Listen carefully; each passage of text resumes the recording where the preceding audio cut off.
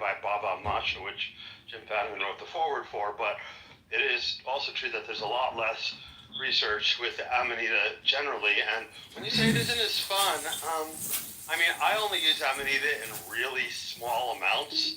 Like I have a tincture from All Things Amanita, which is a site that I trust, and I have 2 or 3 or 5 drops at most, 1/5 of the pipette, and it's such a teeny tiny dose, but I really feel that I love it. It's sweet, it's supportive, it'll wake you up or put you to sleep when you need it, and I know quite a few people who really like Amanita in teeny tiny doses. Now, I'm not so sure about Amanita in large doses, even if it's properly decarboxylated. Like, we have a friend, Avi Esther, and some other friends, Kevin Feeney and Carla, who these people have all had large doses of Amanita, and they all swear it's super psychedelic, and I don't doubt them, but I don't know that I need the hard drive of my brain being re-etched by what Amanita is capable of, even when it's properly prepared.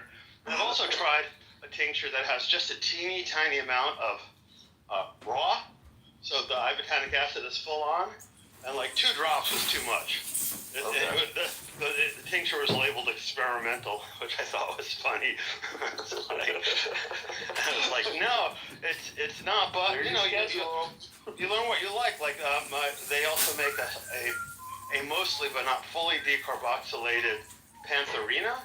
And I really like that if I only take just a few drops. It's really great for physical activity.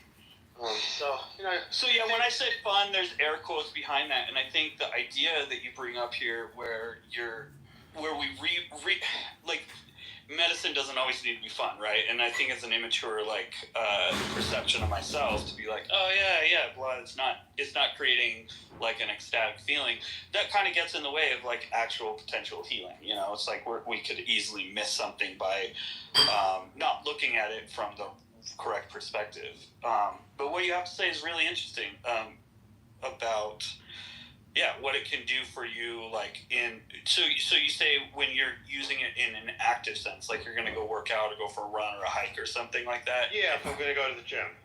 So you're off 1 or 2 drops, you're feeling like right, an actual. It's not sub-perceptual. It's actually.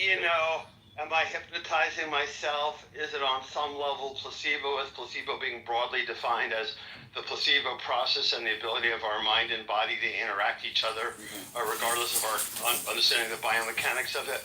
I don't know. I think I can really feel it, but it's hard to tell, Yeah.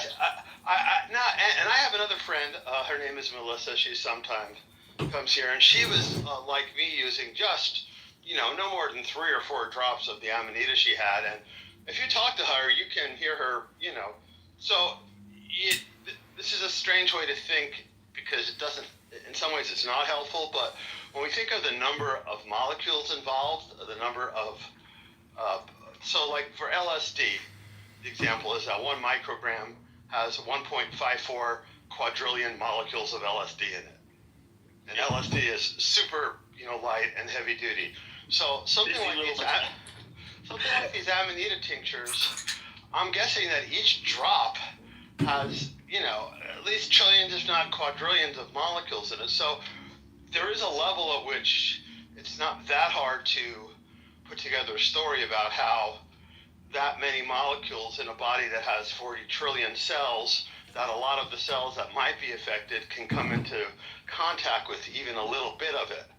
And when you look on Reddit, there are people talking for almost all the substances who end up making mistakes of going an order of magnitude below what they thought they were going to take, and sometimes it's been 2 orders of magnitude, and people are still really feeling it. And you've probably run into it, but I've run into people who take vanishingly small doses of psilocybin, and they'll tell you that they're absolutely can know when they're on and when they're not on.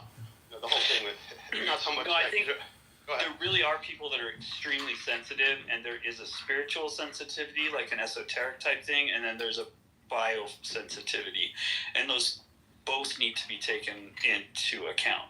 Like, I know people that can hold a mushroom and be like, oh, I know what kind of power this has versus this other one, right? Like, you can feel that without ingesting it. Oh, absolutely. Yeah, I mean, so homeopathy